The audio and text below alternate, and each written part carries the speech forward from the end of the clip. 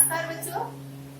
पिछली वीडियो में हमने रस का अध्ययन किया और जिसके अंतर्गत हमने सभी यानी 11 रसों और उनके उदाहरणों व परिभाषाओं के बारे में पढ़ा।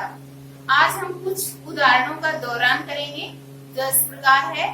तो नंबर 1 है, विंध्य के वासी उदासी तपोवृतधारी महाबी नारी दुखारी।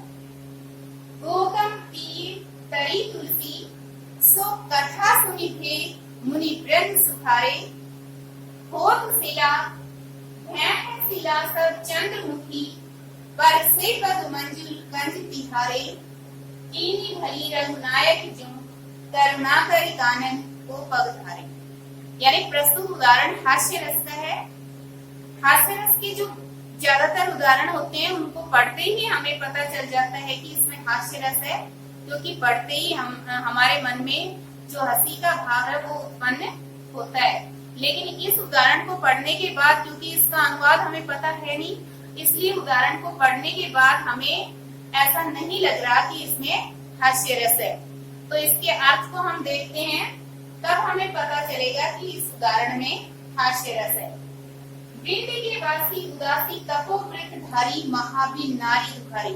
कि विंध्याचल पर्वत पर तपस्या करने वाले तपस्वी बिना नारी के, बिना पत्नी के दुखी है। यानी कि तपस्या कर रहे हैं, विंध्याचल पर्वत पर रह रहे हैं, लेकिन फिर भी वे पत्नी के बिना दुखी हैं। ये उनकी यानी कि हास्यास्पद स्थिति है ऋषियों और मुनियों की। गौतम तीर तरी तुलसी सो कथा सुनि भे मुनि वृंद सुखारी। कि मुनि वृंद जब ये बात सुनते हैं, ये कथा सुनते हैं कि गौतम की यानी गौतम की पत्नी अहल्या का उद्धार हो गया है। किस प्रकार? श्री राम के चरणों के स्पर्श से। जब इस बात का मुनियों, ऋषियों और मुनियों को पता चलता है कि गौतम तीर तरी की गौतम की पत्नी जो है अहल्या, उसका उद्धार हो गया है और वो स्त्री बन गई है, तो इस कथा को सुनकर के मुनिगण प्रसन्न होते हैं। शिला सब चंद्रमुखी पर से पग मंजुल कंज तिहारे। की तुम्हारे चरणों के स्पर्श मात्र से सभी जो शिलाएं हैं वो चंद्रमा के समान मुख वाली स्त्रियां बन जाएंगी। इसलिए हे रघुनायक, आपने हम पर बहुत करुणा की, हम पर बहुत दया की और इसलिए आप यहाँ वन में पधारे हैं। तो यानी कि ऋषियों और मुनियों का पत्नी के बिना दुखी होना, ये उनकी यानी कि हास्यास्पद स्थिति है, इसलिए इसमें हास्य रस है। तो इसमें ये जो उदाहरण है, इसमें आश्रय कौन है? कोई भी जो पाठक है, श्रोता है, वो आश्रय यानी कि मुनियों की ऐसी दशा के बारे में सुनकर और पढ़कर हर कोई हंसने को आतुर हो उठता है। तो यानी कि जो पाठक है या श्रोता है वो इसमें आश्रय है। विषय कौन है? किनको देखकर हंसी का भाव उत्पन्न हो रहा है? विंध्याचल पर्वत के ऋषियों और मुनियों को।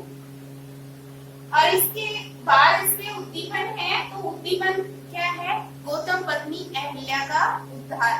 कि जब गौतम की पत्नी अहल्या का उद्धार हो जाता है, वो शिला से स्त्री बन जाती है, तो ऋषियों और मुनियों को ऐसा लगता है कि जैसे सारी की शिलाएं स्त्रियां बन जाएंगी, इसलिए वो यानी कि सब शिलाओं की स्त्री बनने की कामना करते हैं।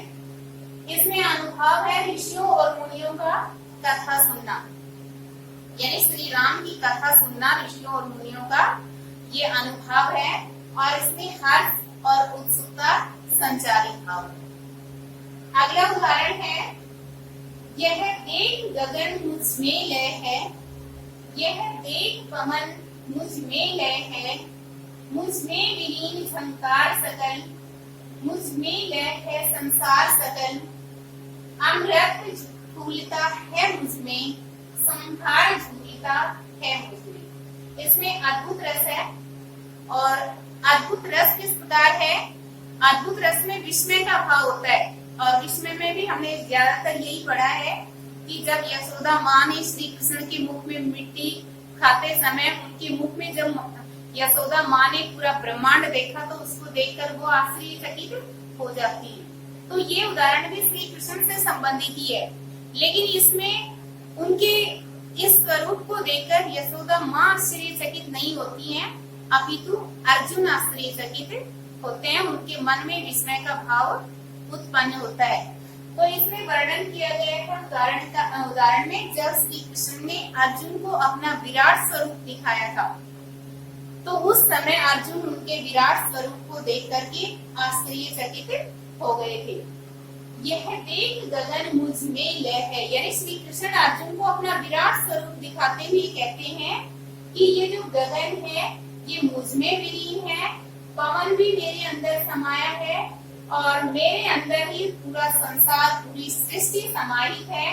अमृत फूलता है मुझ में, यानी कि अमरता भी मुझ में ही है और संहार यानी विनाश भी मेरे अंदर ही छिपा है।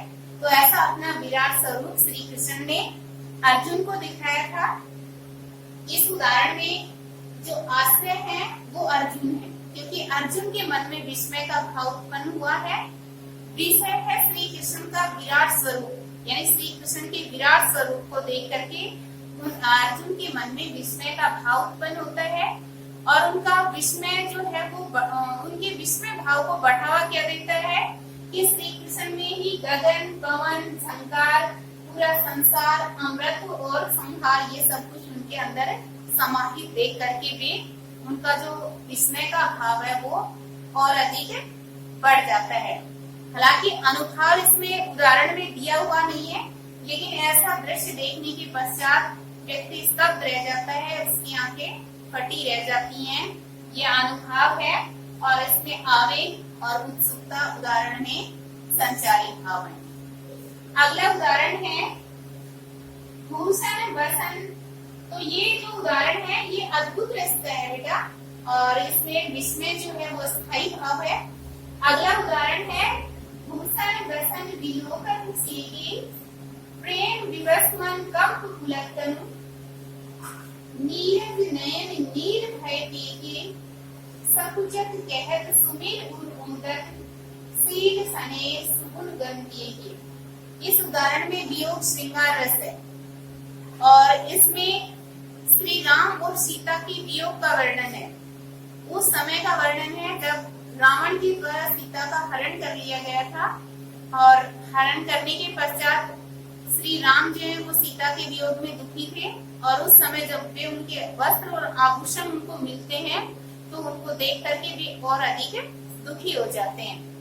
तो इसका अनुवाद है कि भूषण वसन विलोकन सीके में सीता के, कि सीता के आभूषण और वस्त्रों को देख करके प्रेम विवश मन का पुलकतनु की प्रेम के कारण श्री राम का जो मन है वो पुलकित हो जाता है, यानी कि जो मन है वो कांपने लगता है और शरीर पुलकित हो उठता है।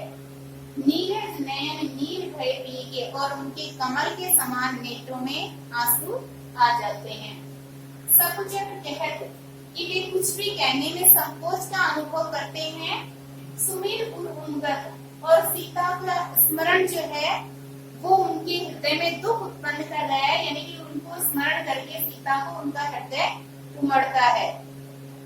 सील सने सगुण गुण दिए गए, यानी कि सीता के सील उनके स्नेह और उनके गुणों को याद करके श्री राम जो है वो व्यथित है। तो इसमें वियोग श्रृंगार रस है। सीता भगवान श्री राम और सीता के वियोग का वर्णन इस उदाहरण में किया गया है। इसमें आश्चर्य श्री राम है क्योंकि राम के मन में यानी रति नामक जो स्थायी भाव है वो उत्पन्न हुआ है, उनके मन में सीता वियोग का दुख है और जो विषय है वो सीता है और उनके यानी कि श्री राम के वियोग को उनके विरह को बढ़ावा किसने दिया है? सीता के वस्त्र और आभूषणों ने। उनके वस्त्र और आभूषणों को देख करके वे और अधिक दुखी होते हैं, उनके विरह में दुखी होने लगते हैं। अनुभव है कि उनकी आंखों से आंसू निकलना, शरीर का कांपना, मन का यानी कि मन का कांपना और शरीर का पुलकित होना, ये अनुभाव है। शंका, चिंता, आवेग और त्रास ये इसके स्थायी भाव है।